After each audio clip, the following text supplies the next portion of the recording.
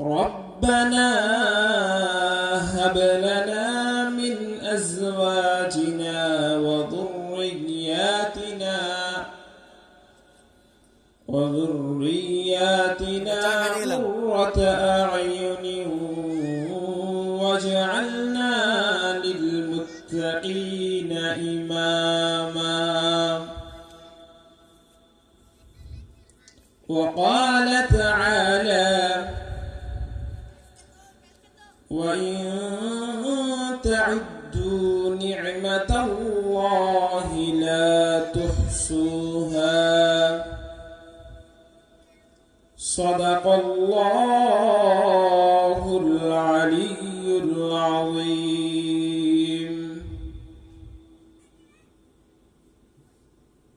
وقال رسول الله صلى الله عليه وسلم: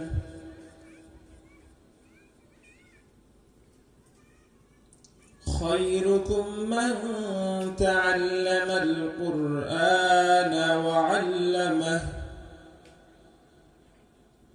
أو كما قال عليه الصلاة والسلام.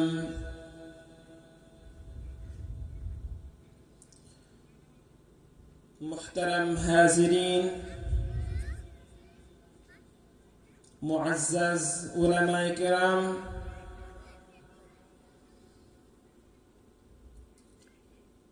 রহমতপাড়া জামে মসজিদের উদ্যোগে আয়োজিত একদিন ব্যাপী বার্ষিক ওয়াজ মাহফিলের দ্বিতীয় অধিবেশনের সম্মানিত সভাপতি ও আমার সামনে উপবিষ্ট ইসলাম প্রিয় তৌহিদি মুসলিম জনতা, আমরা এমন এক মুহূর্তে,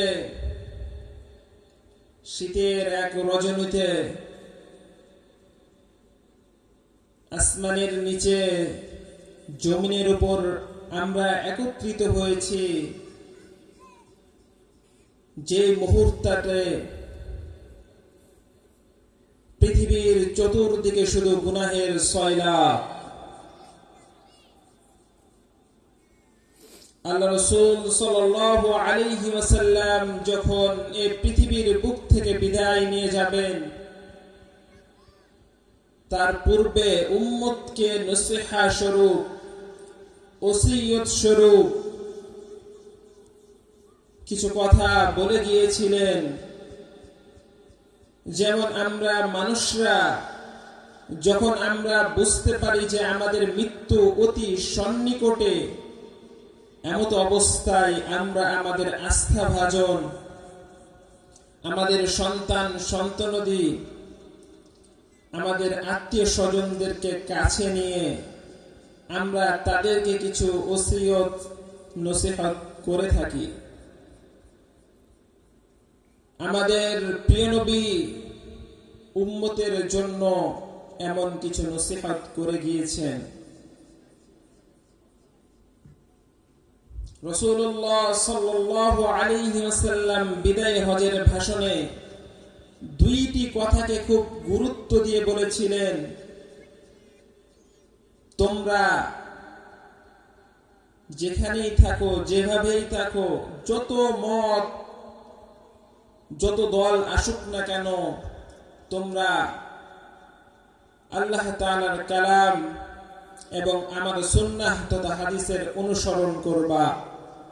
এই দুটাকেই তোমরা পথ প্রদর্শক হিসাবে অনুসরণ করবা, তাহলে তোমরা কখনো পথ থেকে বিচ্যুত হবে না। অথচ আমাদের সে নসিহা ভুলে যাওয়ার কারণে আজ আমাদের মাঝে ভয়াবহ অধঃপতন আর নিম্নগামী। আল্লাহ তাআলা আমাদেরকে অসংখ্য অগণিত নিয়ামত রাজি দান করেছেন, আল্লাহ তাআলা পৃথিবীতে বহু বিষয়, বহু জিনিস আল্লাহ তাআলা সৃষ্টি করেছেন, দিয়েছেন।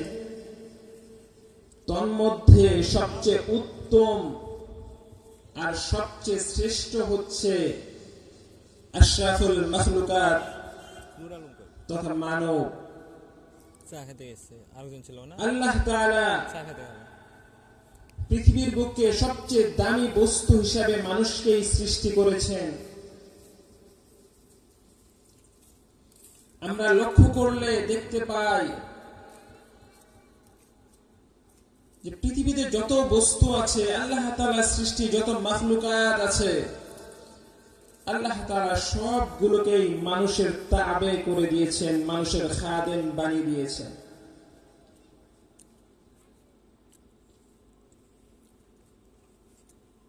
একটি কথা মনে রাখতে হবে, যে জিনিস যত বেশি দামি সেটা যদি নষ্ট হয়ে যায়, সেটাকে যদি সঠিকভাবে সংরক্ষণ না করা হয়, তাহলে তার নষ্ট হওয়ার দরুন তার ক্ষতিটাও ততটা ভয়ঙ্কর হয়। যেমন আমরা সাধারণত যে ভাত আমরা খেয়ে থাকি, তা যদি কোনোভাবে একটু নষ্ট হয়, তাকে আমরা পানি দিয়ে বা যেভাবেই হোক সেটাকে খাওয়ার উপযোগী করা যেতে পারে এবং আমরা সেটা খেতে পারি। কিন্তু তুলনামূলক ভালো খাবার বিরিয়ানি যদি নষ্ট হয়ে যায়, সেটাকে খাবার কোনরূপ উপায় বা পন্থা থাকে না। এইরকম ভাবে যদি কোনো মানুষ, শ্রেষ্ঠ মানুষ যদি নষ্ট হয়ে যায় শিক্ষার অভাবে, পর্যবেক্ষণের অভাবে, তাহলে তার দুর্গন্ধটাও ঠিক অতটাই মারাত্মকভাবে ছড়ায়।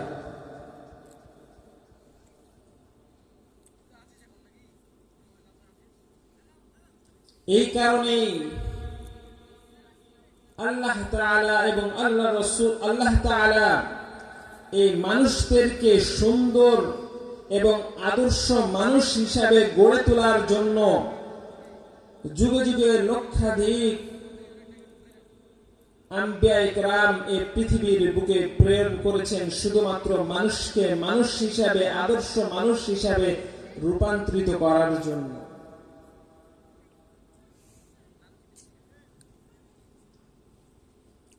একজন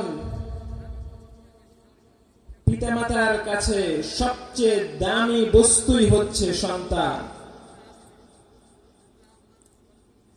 একজন পিতামাতা একজন সন্তানের জন্য তার বাড়ি, তার গাড়ি, তার স্বর্ণ অলংকার সবকিছুকে ত্যাগ করতে রাজি আছে শুধুমাত্র সন্তানের জন্য।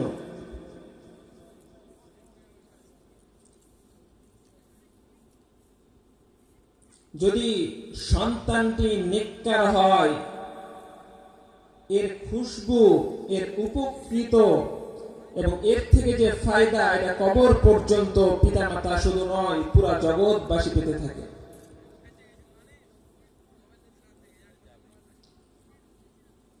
আর যদি সন্তানটি কোনোভাবে যদি খারাপ হয়, তাহলেও এর প্রতিফল মা বাবাকেও ভোগ করতে হয়। শুধু মা বাবাকেই নয়, এমনকি এই খারাপিটা পুরো দেশ, পুরো বিশ্ববাসী, পুরো বিশ্বকেও ভোগ করতে হয়। যেমন ফেরাউন, নমরুদ, এদের যে নষ্টামি, এদের যে খারাপি, তা গোটা বিশ্বকেই কলঙ্কিত করেছিল, গোটা বিশ্বকেই অস্থির এবং অশান্তির দাবানলে তাদেরকে জ্বালিয়ে ফেলেছিল।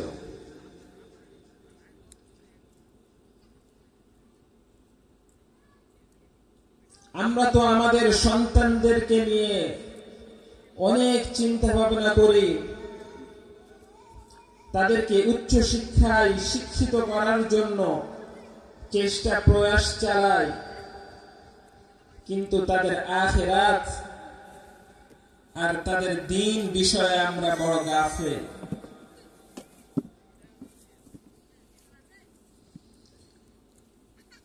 হযরত আশরাফ আলী থানভী রাহমাতুল্লাহি আলাইহি তার এক কিতাবে বলেছেন,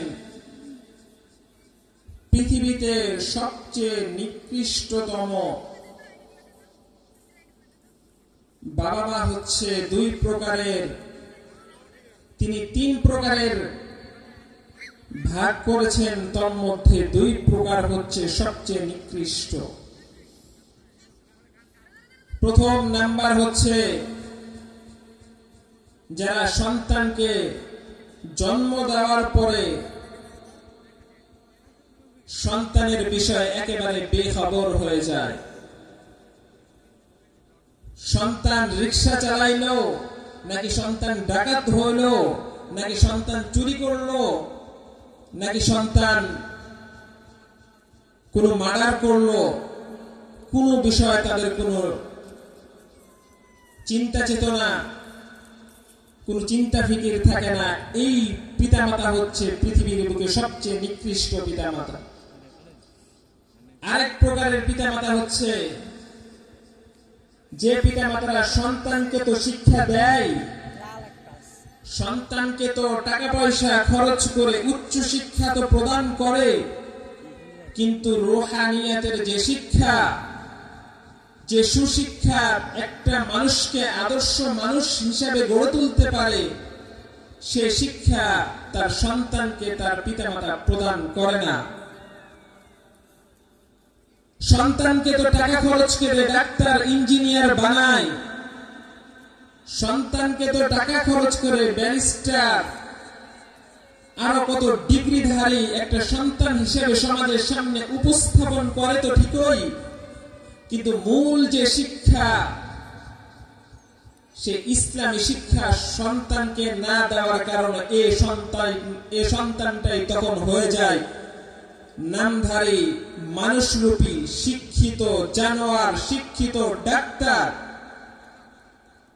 শিক্ষিত শয়তান, শিক্ষিত চোর, শিক্ষিত খুনি। সমাজে অশিক্ষিত চোরের চাইতে, অশিক্ষিত খুনির চাইতে একটা শিক্ষিত খুনি, শিক্ষিত চোর বেশি ভয়ঙ্কর। যখন একটা অশিক্ষিত চোরের হাতে, একটা ব্যক্তির হাতে যখন চাকু থাকে, তখন সে হয়তো সর্বোচ্চ কোন একটা মানুষকে খুন করতে পারে, কিন্তু একটা শিক্ষিত ব্যক্তির হাতে, শিক্ষিত মার্ডারের হাতে যখন একটি চাকু বা ওই জাতীয় ধারালো কোনো বস্তু থাকে, তখন সে গোটা জাতিকে, গোটা সমাজকেও ধ্বংস করে দেওয়ার মতো একটি সক্ষমতা সে লাভ করে। যেমন ভাবে বিভিন্ন ক্লিনিক, বিভিন্ন হাসপাতালে দেখা যায় যে এর মাঝেও অনেক ডাক্তার আছে যারা এখনো ইমানদারির সহিত, আমল ও আখলাকের সহিত, সৎ ও সততার সহিত তারা তাদের কার্যক্রম সুচারুরূপে পরিচালনা করে, কিন্তু এই অঙ্গনটাকে বেশিরভাগ ক্ষেত্রে শিক্ষিত চোর আর বাটপার দ্বারা এই অঙ্গনটাকে কলঙ্কিত করে ফেলে হয়েছে।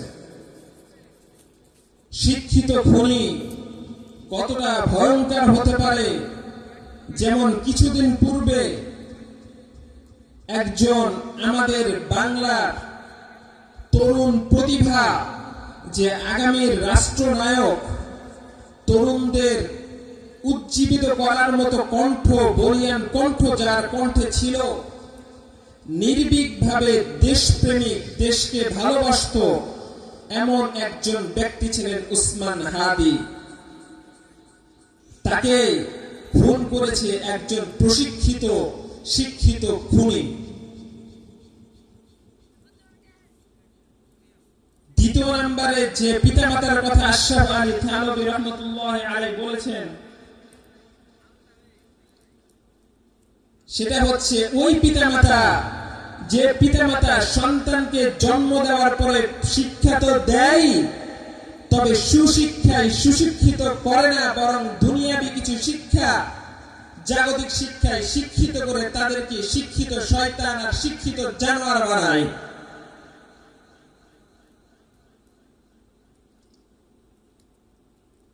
আর যদি তৃতীয় নাম্বার যে পিতামাতার কথা বলা হয়েছে,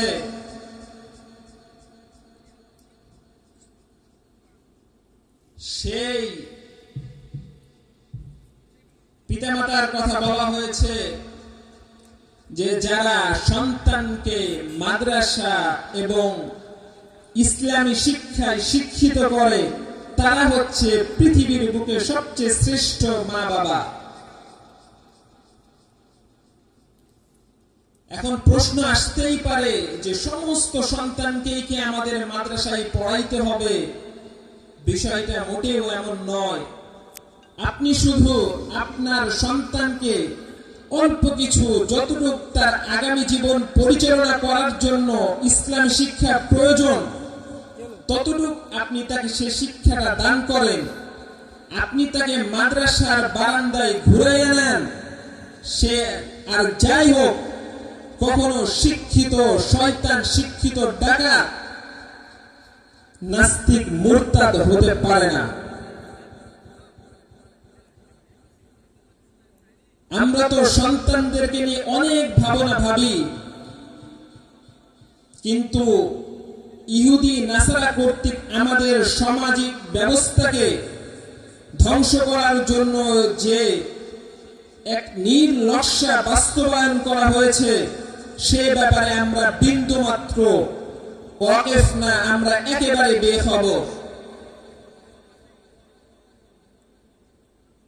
আমরা শেষ প্রজন্ম,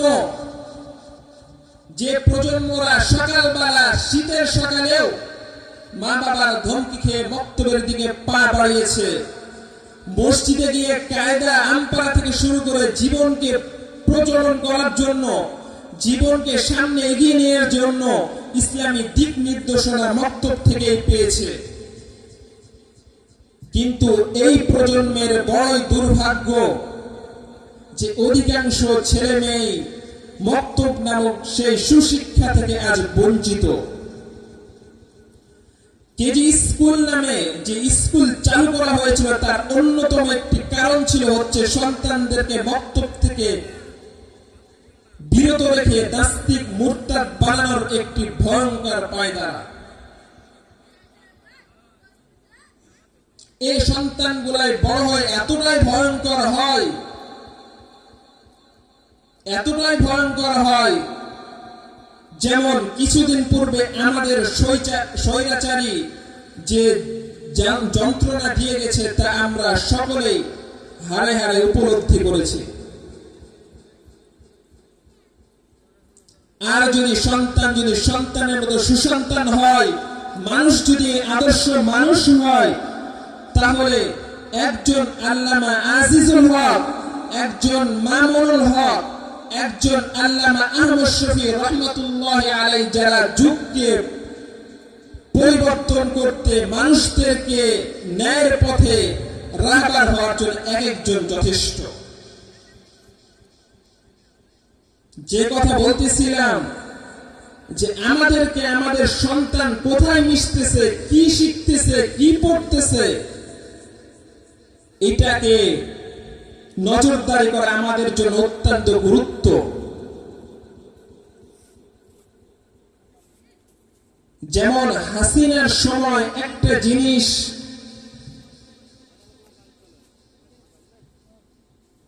প্রমাণ করে দেওয়া হয়েছিল, সেটা হচ্ছে একজন মুসলমান যদি হিন্দুদের পূজা নামে কোনো একটি পূজা থাকে, তার বিবেকে বাধা দেয়, আমি একজন মুসলমান হয়ে বিধর্মের পূজায় কিভাবে যায়, তখন সে পূজাটাকে নাম পরিবর্তন করে নাম দিয়েছিল উৎসব। বলা হয়েছিল ধর্ম যার যার, উৎসব সবার। যেখানে ধর্মীয় বিষয় সংশ্লিষ্ট সেটা কখনো কোন উৎসব হতে পারে না। আল্লাহ তাআলা মুসলমানদেরকে দুইটি সবচেয়ে বড় উৎসব দিয়েছেন এবং এই উৎসবের বাইরে মুসলমান এগুলো উৎসব এবং ধর্মীয় রীতিনীতি হতে পারে না। এই বিষয়ে আমাদের সন্তানদেরকে সবচেয়ে বেশি ওয়াকিফ করা, তাদেরকে জানানো। আরেকটি বিষয় যে শিক্ষা প্রণয়ন করে গিয়েছিল, একটা সময় স্কুলে ছিল ধর্মীয় শিক্ষা বাধ্যতামূলক, যদি কেউ এটাতে ফেল করে এটাকেও ধর্তব্য করা হবে, যদি এখানে সে পাস মার্ক পায় এটাকেও ধর্তব্য করা হবে। কিন্তু শেষ সময় এসে মুসলমানের সন্তানকে নাফরমান আর নাস্তিক বানানোর জন্য ধর্মীয় শিক্ষাকে শুধুমাত্র প্লাস সাবজেক্ট হয়ে রেখে দেওয়া হয়েছে। যদি কোনো সন্তান এখানে ফেল করে, ফেল ধর্তব্য না, যদি পাস করে সেটাও কোনো ধর্তব্য না।